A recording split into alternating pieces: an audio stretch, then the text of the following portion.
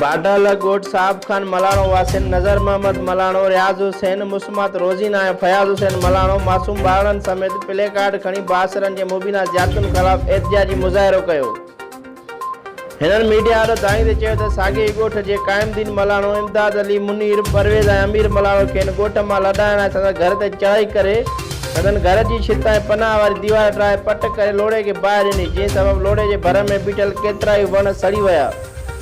हिननि चयो त मर्दनि जी गैर मौजूदगीअ में औरतनि पारां पाक किताब जा वास्ता ॾियण बावजूदि खेनि रहम न आयो ऐं बाद घर जे पुठियां प्लाट खे ट्रैक्टर ज़रिए खोटाई करे पंहिंजी ज़रई ज़मीन सां गॾाए उते सारियाल जो रोंबो कयो वियो आहे। हुननि मूजिबि अबनि ॾाॾनि खां हिन ई घर में रहंदा पिया अचूं बासरनि असांखे अबाणे घर ऐं ॻोठ मां लॾाइण लाइ धरती ट्रामो बणाए छॾी आहे।